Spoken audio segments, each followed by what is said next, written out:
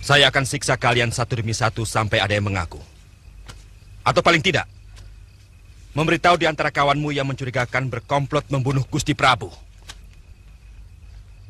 Ampun, Raden Senopati. Hamba melihat dia selalu akrab dengan Dayang Sunti. Mereka berdua adalah dayang baru yang diangkat oleh Gusti Raden Tumenggung Rastra. Ampun, Raden Senopati. Hamba tidak bersalah. Ampun, Raden. Ampun, Raden. Ampun. Ampun, Raden.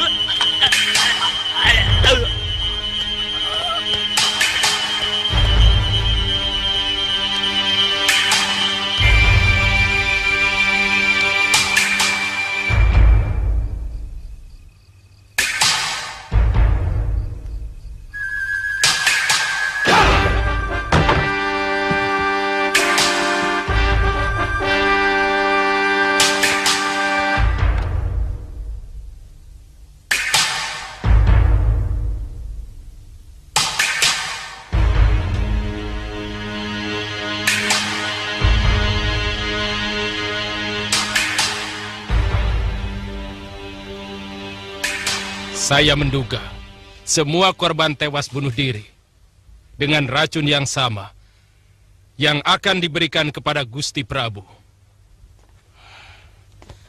Dayang yang terbunuh dengan cunrik itu pun menyimpan bubuk racun yang sama. Sebaiknya kita tidak usah menyebarkan berita tentang adanya persekongkolan pembunuh raja yang ada dalam keraton Madangkara ini. Sebab ini bisa membuat semua orang menjadi resah dan membuat keadaan bertambah semakin runyam. Tugas kita hanya melaporkan hal itu. Apa mungkin kita bisa meredam mulut para dayang dan pengawal bawahan Pranaka? Harus diusahakan.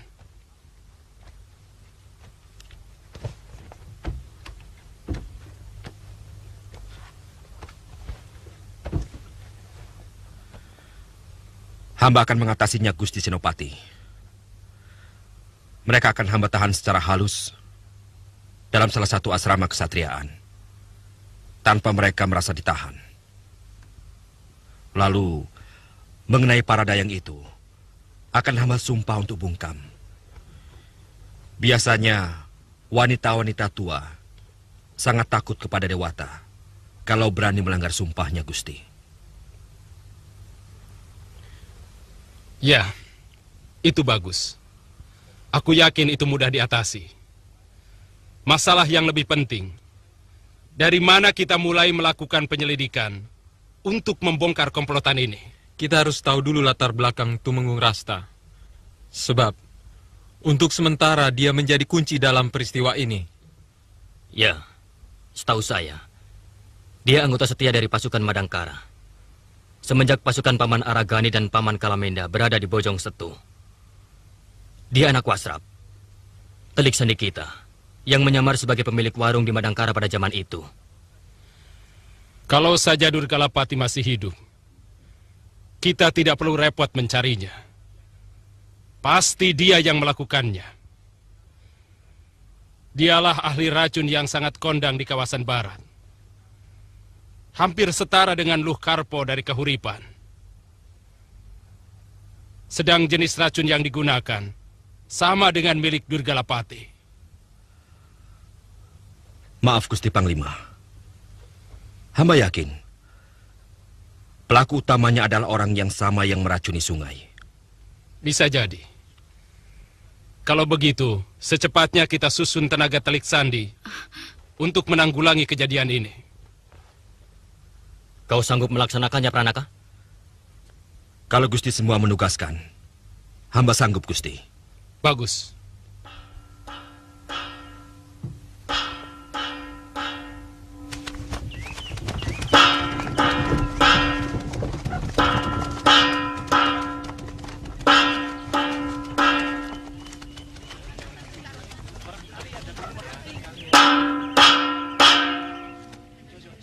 Mereka adalah pengkhianat-pengkhianat yang berusaha mau mengacau keraton. Kenapa dia jadi pengkhianat? Pengkhianat-pengkhianat yang patut mendapatkan kebinasaannya sendiri. Ini adalah sebagai contoh bahwa untuk maksud jahat seperti itu akan mendapatkan ganjaran yang setimpal dari Bayangkari Raja. Semoga menjadi perhatian bagi kita semua untuk mendapatkan kedamaian di negeri kita sendiri.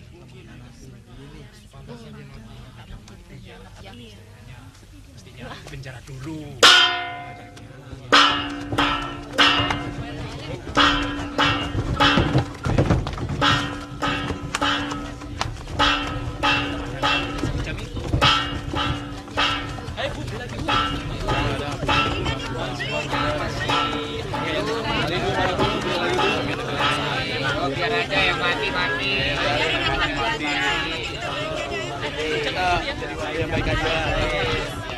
Hamba tidak bisa melaksanakan sesuatu yang tidak ada dalam undang-undang Madangkara. Tapi kalau Gusti ingin menutup sanggar tari itu, silahkan. Itu wewenang Gusti. Karena hanya raja yang bisa berbuat tidak melalui undang-undang. Tapi tuduhan bahwa hamba ikut memiliki sanggar tari itu, terpaksa hamba tolak.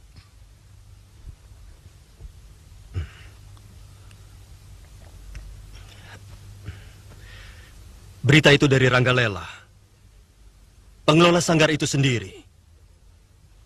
Dan dia mengatakan bahwa pemilik sanggar itu adalah paman. Gusti Prabu, akhir-akhir ini hamba merasa apa saja yang hamba lakukan selalu nampak salah di mata pemerintah. Maka dengan tulus, jabatan Mantri Pajak ini akan hamba serahkan kembali kepada Gusti Prabu. Di samping hamba sudah merasa letih menjadi pejabat. Hamba tahu bahwa usia hamba sudah tidak cocok lagi untuk bekerja sama dengan anak-anak muda yang masih sangat gagah dan jauh lebih pandai. Sebenarnya paman saya panggil hanya untuk mempertanggungjawabkan kejadian yang semakin menimbulkan kemelut di negeri kita tercinta ini. Terus terang, tempat hiburan mewah itu membuat iri rakyat kecil. Sehingga mereka menuduh badai kemarin adalah kutukan dewata. Karena para pejabat sudah banyak yang kerjanya hanya bersenang-senang. Itu berbahaya untuk ketentraman Madangkara. Jadi, maksud saya bukan untuk mengadili paman. Apalagi memecat. Tapi hamba merasa kesana tujuan itu. Hamba merasa dikucilkan. Karena selama ini hamba tidak pernah diajak atau diikut sertakan di dalam sidang paripurna para menteri. Padahal semestinya hamba harus ikut. Ya, paman berhak curiga. Meski tujuan kami bukan itu. Sama seperti paman Aragani yang juga salah paham dengan kebijaksanaan saya. Saya bisa maklum. Karena itu, keniatan hamba sudah tegas. Hamba akan mengundurkan diri.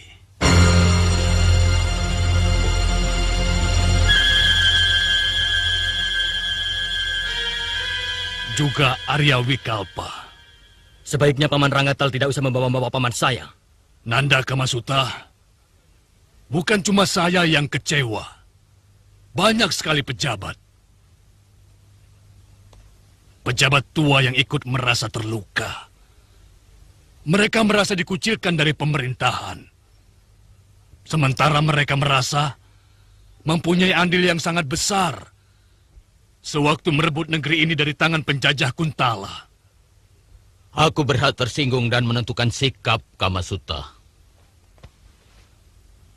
Terus terang, Nanda Prabu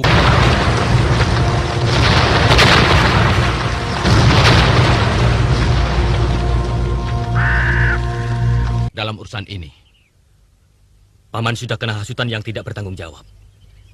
Gusti Prabu sama sekali tidak bermaksud melupakan jasa orang-orang tua. Bahkan sebaliknya. Kenyataannya, kami semua ini dilupakan. Tidak, Paman. Buktinya, semua bekas pejuang tua, bahkan almarhum ayahanda, dan juga Paman, selalu mendapat tunjangan gaji, bukan? Kamasuta, kami ini bukanlah kerbau yang sudah merasa senang kalau diberikan rumput yang cukup. Kami ingin lebih dari sekedar makan. Paman membutuhkan sanjungan sebagai pahlawan? Atau kekuasaan? Kedua-duanya. Karena itu adalah hak kami. Dan sekarang, kedua-duanya sudah direnggut dari kami. Seolah-olah hanya kalianlah dari golongan muda yang paling hebat, yang paling berjasa. Paman salah paham. Semuanya itu tidak benar.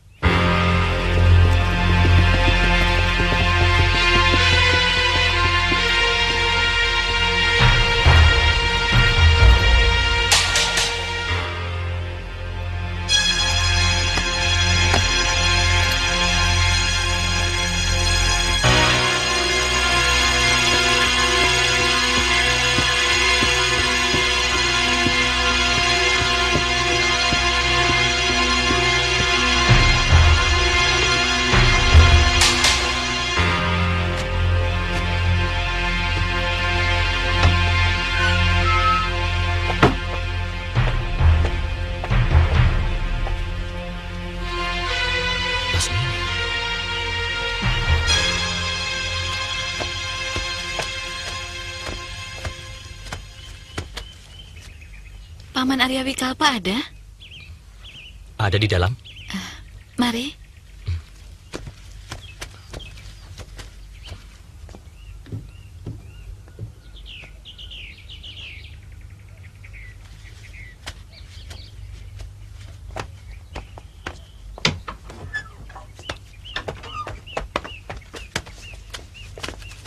Semua tewas. Dan Rasta terpaksa harus dibunuh. Karena dayang yang kita susupkan tertangkap basah. Sayang, padahal kami cukup lama mempersiapkan Rasta. Dia memang keturunan Telik Sandi. Bapaknya pernah menjadi Telik Sandi Aragani. Waktu Madangkara masih dikuasai Pangeran Damar Kencana. Sekarang, pasti orang yang disusupkan sebagai abdi dalam dan penjaga keraton akan diselidiki. Saya yakin mereka tidak mempunyai daftar pegawai yang dibuat secara cermat. Tapi jelas, pekerjaan dengan menggunakan racun harus sudah kita lupakan. Karena dengan kejadian kemarin, Brahma pasti akan menggunakan tukang cicip makanan sebelum dia makan. Lalu, apa rencanamu yang berikutnya, Gede? Sementara kita harus tenang dulu. Kita tunggu laporan dari Rangin selanjutnya. Menurut dia, Ranggatal dan Arya Wikalpa sudah melepaskan jabatan mereka. Tapi Aragani masih ragu. Sedang putrinya yang bernama Lasmini berada di pihak Ranggatal. Kemungkinan Lesmana, kakaknya Lasmini, juga akan bergabung. Aku pernah dengar nama itu. Jelas, dulu dia pernah hampir dihukum mati oleh ayah Raden. Karena menjadi pembunuh gelap yang membantai para pemimpin Kuntala di Madangkara. Iya, iya. Tapi berhasil diselamatkan oleh Brahma dan Aragani. Artinya, kita akan mendapatkan keuntungan dari menghangatnya pertentangan bekas-bekas pejuang dengan orang-orang pemerintahan Madangkara. Lalu? Kita tunggu saja sampai saat waktu yang paling tepat tiba.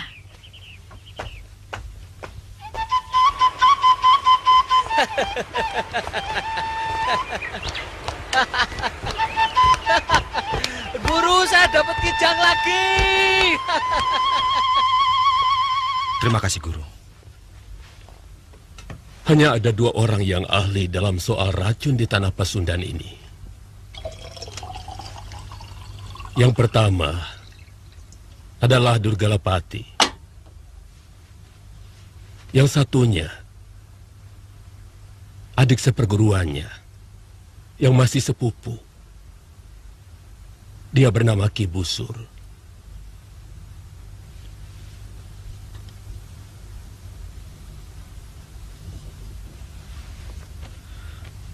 Sungguh saya akan mendapat malu kalau tugas ini tidak mampu saya laksanakan, Guru. Tapi aku tidak tahu di mana sepupu Durgalapati itu berada.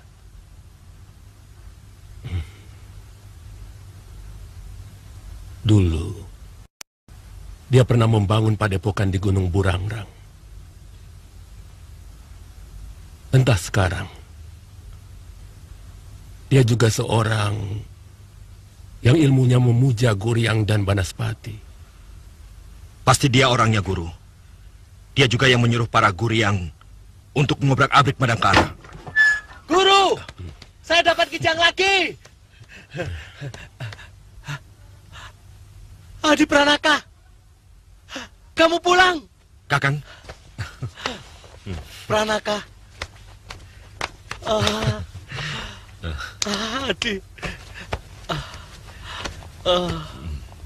Adi, seperti biasa akan aku gendong. Jangan, Kakang. Bagaimana pengabdianmu? Kamu sudah naik pangkat? Sudah. Atas bantuan Kakang menangkap Guryang tempo hari. Wah, kalau begitu akan kutangkapkan lagi Guryang-Guryang yang lain. Aku tahu sarang mereka di Gunung Burangrang. Bukan begitu, Kakang Abilawa. Guryang yang Kakang tangkap tempo hari adalah Guryang yang berani mengacau Madangkara. Oh, saya kira kalau bisa menangkap Guryang langsung naik pangkat. Pranaka, kamu belum melanjutkan ceritamu. Kamu bilang orang itu juga yang menyuruh Guryang untuk mengacau Madangkara. Benar, Guru. Dalam semedi saya, orang itu dengan anak buahnya menabur racun di Sungai Citiis. Dan dia juga saya lihat menyuruh Guryang untuk menaburkan bencana.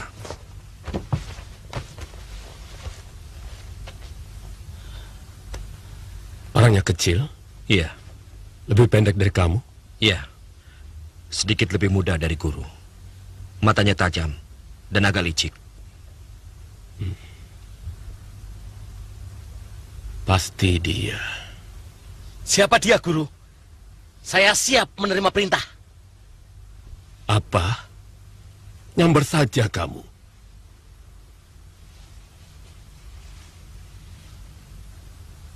Orang itu pasti si Busur. Adiknya Durgalapati. Manusia licik.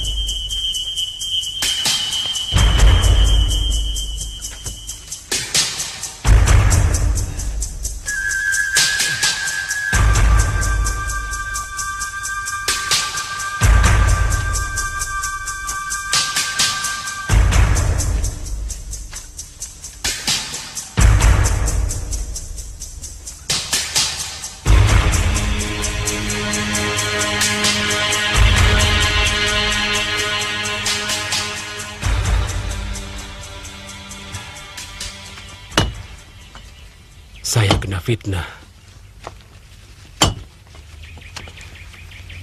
Oleh bekal sakri saya dituduh sebagai penyebar racun pada sumber mata air penduduk Kelampok.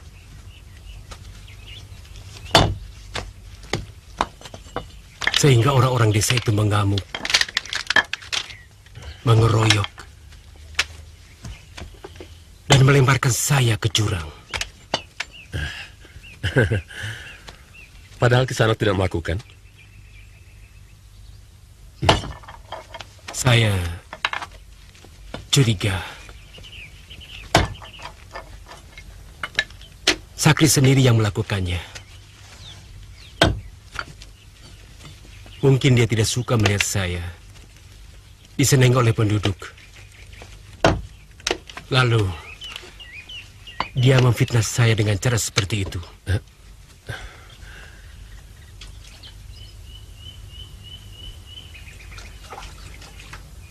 Rasanya saya kenal orang yang bernama Sakri itu. Dia pamung desa yang sakti. Tepat sekali. Hatinya dengki, busuk.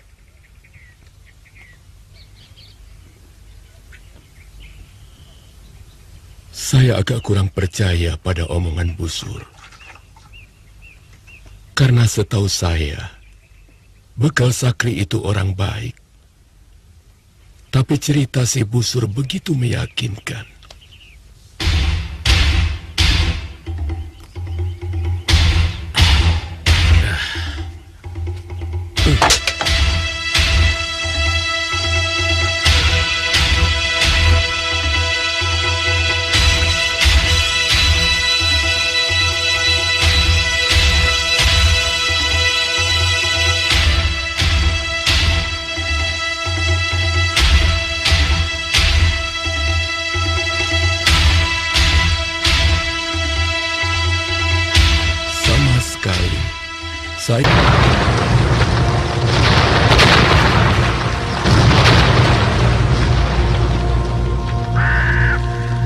Saya tidak menyangka bahwa Busur mempunyai maksud buruk kepada saya.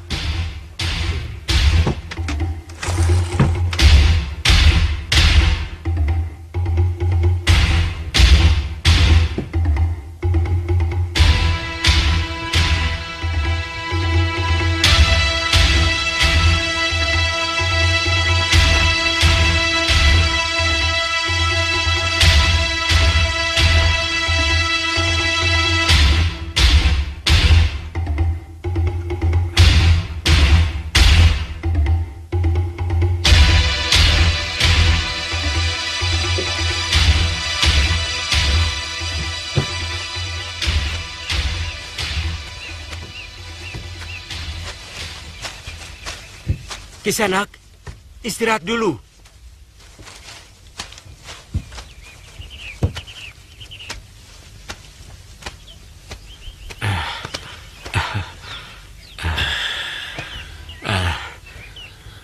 Saya tidak bisa membalas kebaikan Kisanak yang telah menyelamatkan saya. Kalau boleh, saya ingin mengabdi pada Kisanak sambil berguru.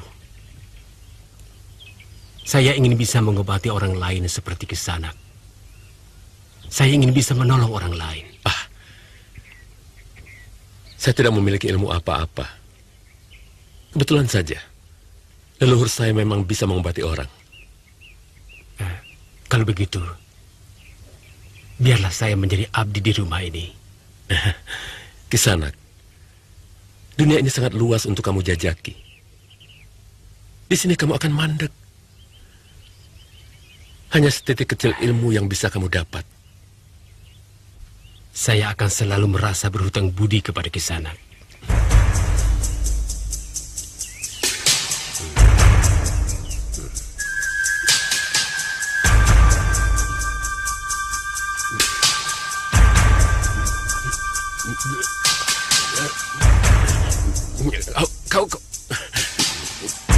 Kau terlalu...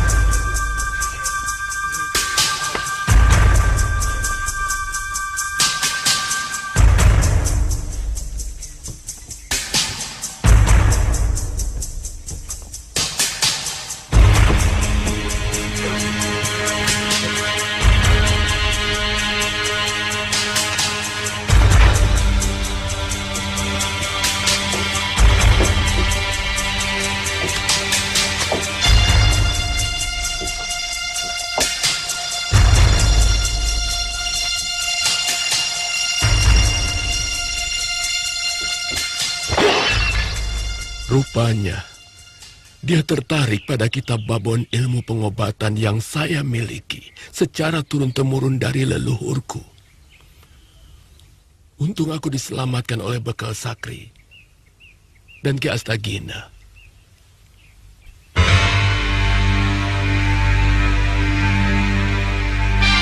Siapa kalian? Kau lupa padaku, Atiatna. Aku Sakri, bekal desa Kelampok. Dan ini Ki Astagina, pendekar dari pantai selatan. Terima kasih. Tuan telah menyelamatkan nyawa saya. Orang yang meracunimu mirip dengan Durgalapati. Iya. Dia aku tolong. Karena sepertinya dia membutuhkan pertolongan. Manusia itu tidak pernah kenal budi. Dia telah membunuh anakku karena memberitahu tempat persembunyiannya pada Ki Astagina. Dia kepergok mau mencuri kitab pusakaku. Untung ketahuan. Kemudian dia melarikan diri. Di desaku, dia mengaku dikejar-kejar perampok. Kemudian kami menolongnya. Semua penduduk sangat baik terhadapnya. Sampai pembunuhan itu terjadi. Rakyat sangat marah. Mereka mengeroyok. Lalu dia melarikan diri ke dalam hutan.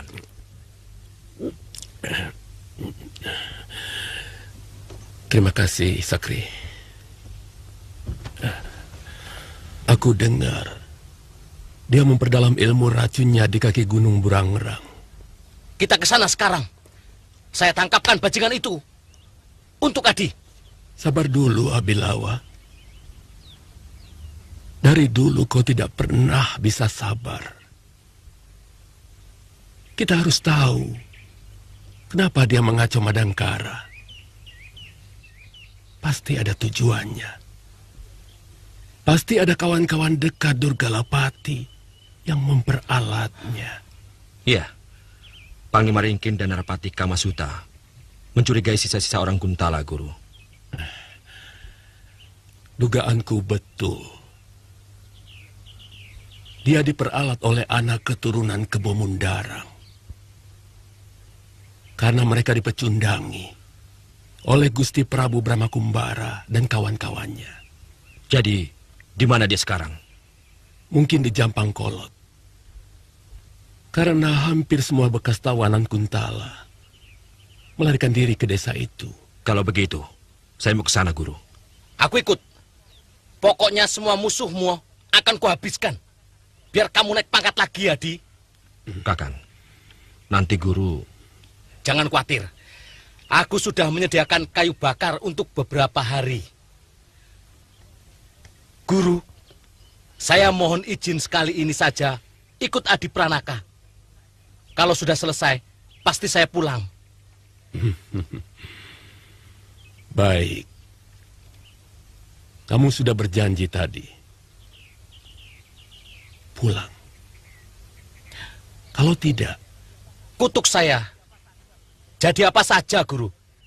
Jadi kijang saya juga mau. Dewata yang akan menghukummu.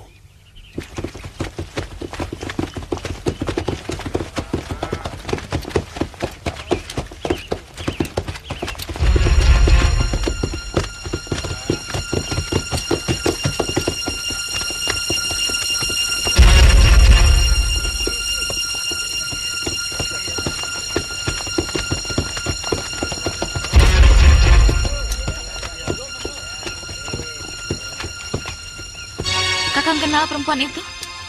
Kalau kenal tidak, tapi Kakang tahu. Dia adik Gusti Prabu. Ayo pasang semua talon kalian, cepat. Kena. Bayar. Menang lagi rupanya.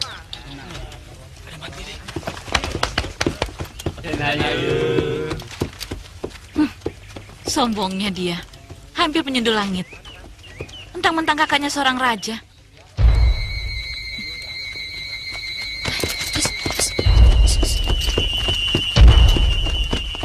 Ngomong apa kamu? Kok berasa? Saya sedang bicara sama kakak saya. Jangan bersilat lidah. Kakang Prabu tidak mengizinkan kamu tinggal lagi di Madangkara. Saya tidak berurusan dengan kakak kamu. Saya tinggal bersama ayah saya sendiri. Dan beliau seorang patih di kerajaan ini. Siapapun akan diusir dari Madangkara kalau dia memusuhi raja.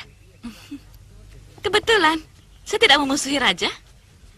Bahkan sejak lama saya sangat mencintainya. Sejak dia menjadi kakak Lasmini. seperguruan saya. Diam, perempuan bina.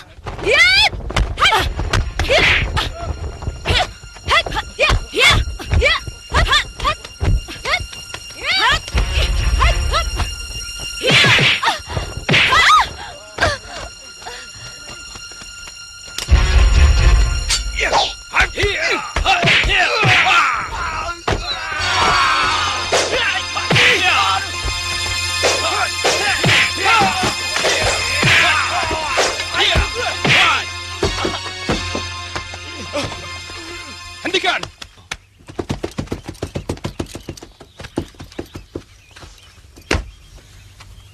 Ada apa, Nyai Dewi? Saya tidak suka perempuan itu berkeliaran lagi di Madangkara, Kakang. Dia sudah sering menyusahkan Kakang Prabu. Saya tidak suka adik saya diperlakukan dengan tidak adil, Ringkin. Siapa kamu? Kau pun akan kutuntut karena berani melawan tentara kerajaan. Bahkan kenal pada saya pun kau tidak. Dia adik kandung saya. Dan saya juga merasa memiliki negeri ini. Karena jauh sebelum orang-orang Madangkara merebut negeri ini dari tangan Kuntala, saya dan adik saya sudah lebih dulu berjuang merebut negeri ini dari tangan mereka. Dan saat itu, kamu pun masih asik dan bangga sebagai putri bangsawan Kuntala. Kami meninggalkan negeri ini karena keinginan kami sendiri. Bukan karena diusir oleh Gusti Prabu. Dan kami pulang karena kami memiliki rumah, orang tua, dan leluhur di sini. Kecuali kalau ayah kami pun sudah disingkirkan dari keraton.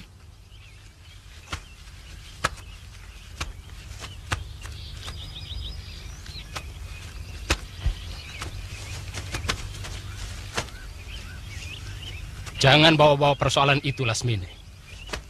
Gusti Prabu dan Paman Pati sudah membicarakan masalah itu. Dan sudah tidak ada persoalan apapun. Tidak usah menutup-nutupi. Kami tahu perlakuan apa yang diterima ayah kami. Dan kami tahu ada pengucilan terselubung kepada ayah kami. Sebagaimana kalian lakukan terhadap Paman Wikalpa dan Ranggatal. Kalian salah paham. Paman Ranggatal mempunyai persoalan sendiri. Karena telah menyalahgunakan kedudukan.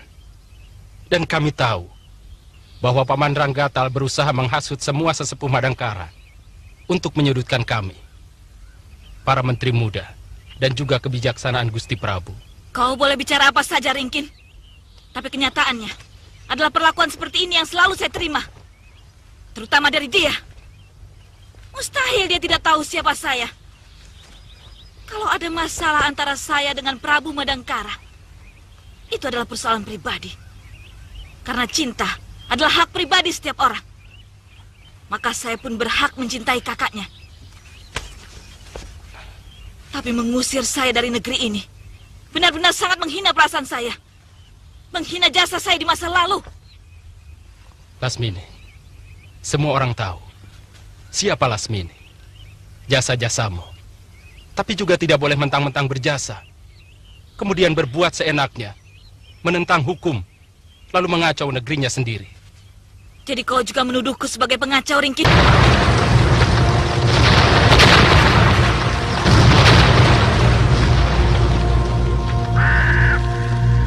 Ulahmu selama ini sering menyusahkan Gusti Prabu. Lantas, kau juga mengusir saya dari negeri ini? Siapapun yang mengacau Madangkara akan kuusir. Ini wewenangku. Saya bisa mengerti akan sikapmu, Ringkin.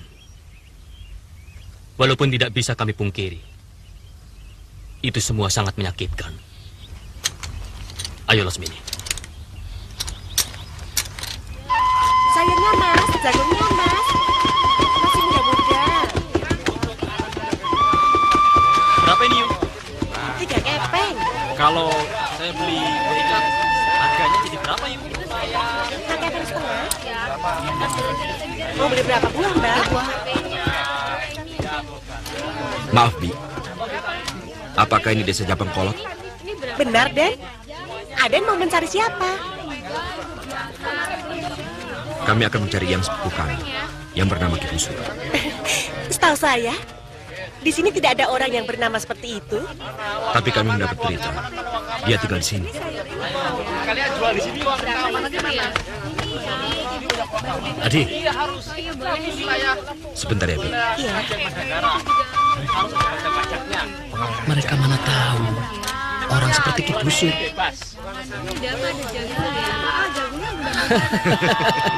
Kita cari saja. Iya. Ayo.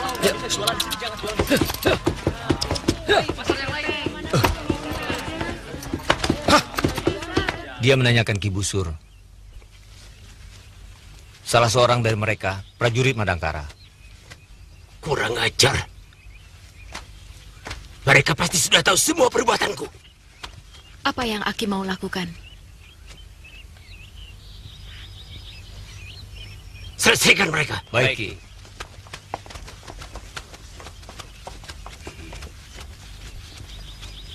Ayo semuanya cepat.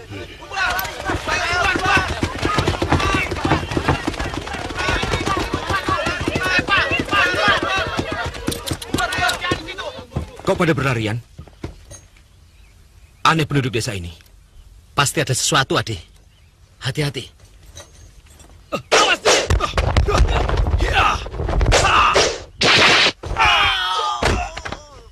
Kurang ajar. Murid-muridku dipermainkan dengan gampang. Aku harus turun tangan. Lebih baik jangan, Ki.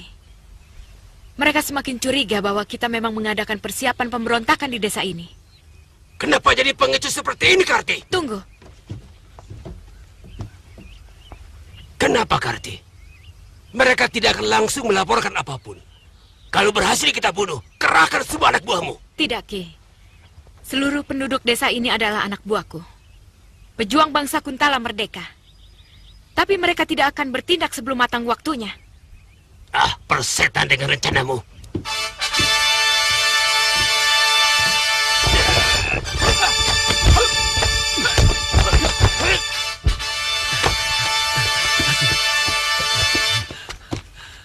Kebetulan, kaulah yang sedang kucari, Busur.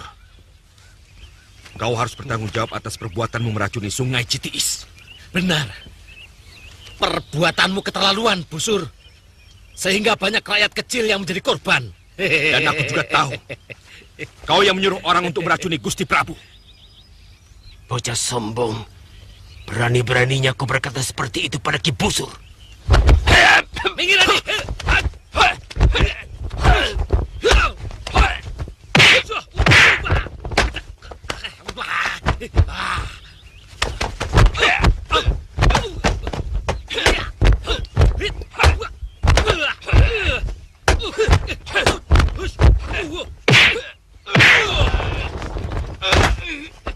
Kita harus membantu Ki Busur, Karti. Jangan. Lebih baik tidak usah kita tampilkan jati diri kita kepada orang Madangkara. Bagaimana kalau Ki Busur tewas? Ki Busur cuma bagian kecil dari alat perjuangan kita. Untuk menyelamatkan yang kecil, jangan sampai urusan yang besar jadi berantakan. Lebih baik kita tinggalkan desa ini secepatnya.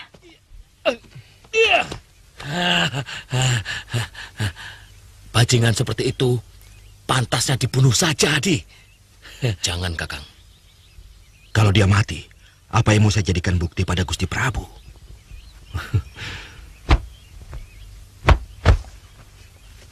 Hiat! Ha! Ha! Hiat! Ha! Hiat! Ma!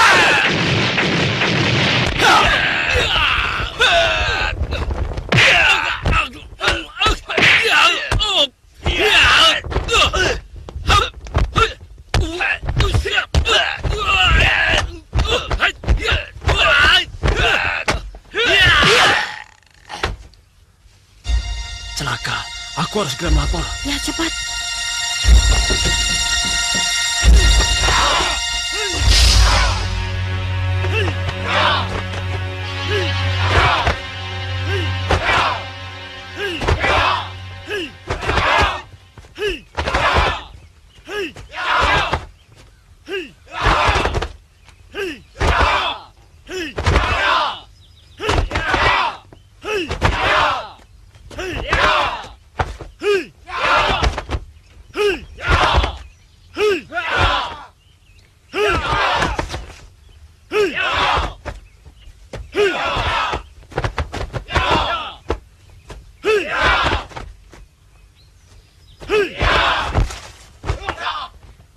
Jampang Kolot sudah tidak mungkin lagi kita pertahankan sebagai daerah persembunyian kita.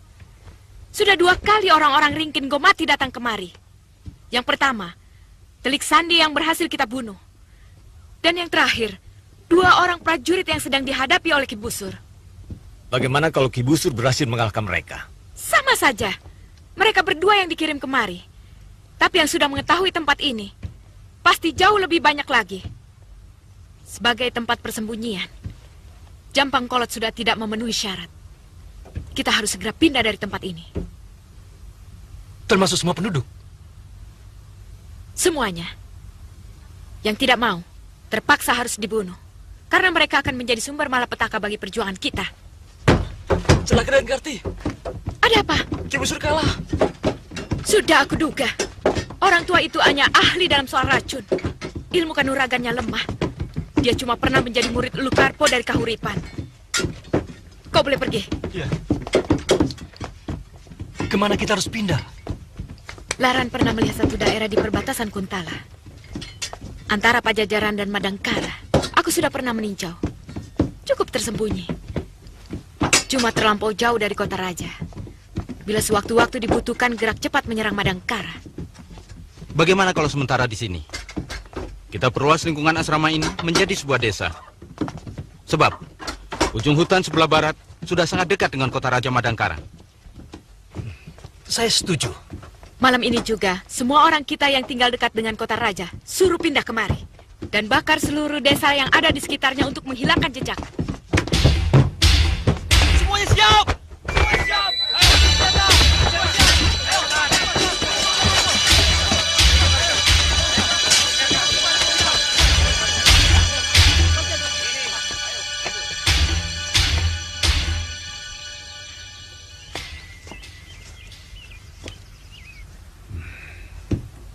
Saya benar-benar merasa terhina oleh adik Gusti Prabu. Mulutnya lancang dan sok kuasa. Sudah 2 kali dia mengusir saya, Paman.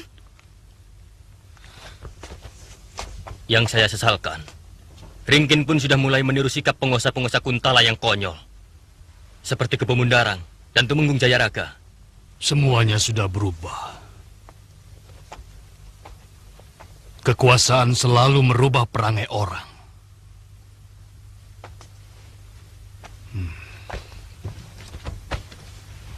Oleh karena itu, sekarang kita harus menentukan sikap.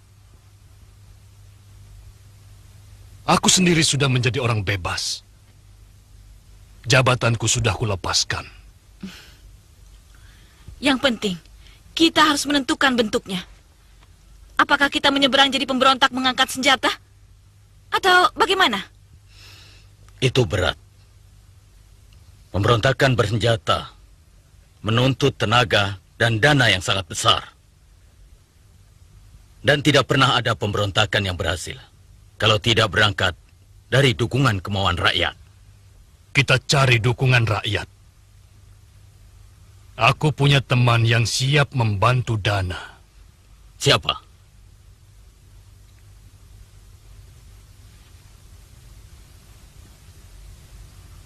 Jawad dan Ranggalela. Maafkan hamba ayahanda. Senop Indra Kumala dan Narapati Kamasuta sudah mencurigai bahwa Jawad dan Ranggalela adalah orang Kuntala.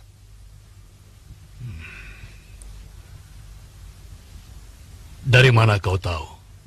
Hamba mendengar sendiri dari Gusti Narapati waktu mengadakan rapat para Panewu. Mereka sedang menunggu waktu. Kalau ada gerakan yang mencurigakan dari kedua orang itu, akan diringkus. Apa urusannya? Kuntala atau Madangkara? Dalam sebuah perjuangan, kita bisa pinjam tenaga lawan untuk menang. Sesudah itu, kita habiskan mereka. Tidak. Untuk kerjasama dengan orang-orang Kuntala, aku tidak setuju. Mereka lebih licik dari serigala. Aku tidak setuju.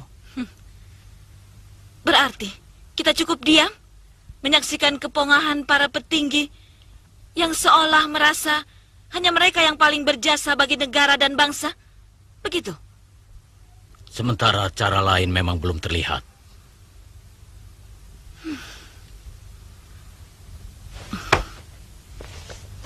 Sia-sia kita berkumpul kalau hasilnya hanya ketakutan.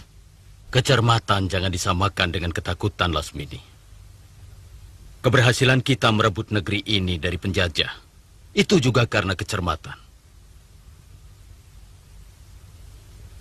Terbukti, usaha kalian sebagai pembunuh gelap waktu itu tidak berhasil, bukan? Kita sama-sama dikecewakan para petinggi. Jadi yang kita benci orangnya, bukan negerinya. Saya akan mencoba bicara lagi kepada Kakang Patih Aragani, yang walau bagaimanapun, suaranya masih didengar Gusti Prabu, untuk bisa merubah sikap para petingginya.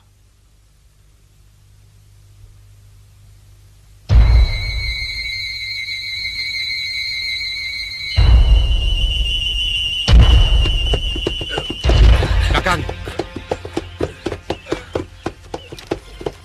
Ada apa, Adi? Begini, Kakang. Kakang sayang sama Adi? Tidak perlu ditanyakan. Aku bersedia mati untuk kamu. Kakang ingin Adi lebih cepat naik pangkat?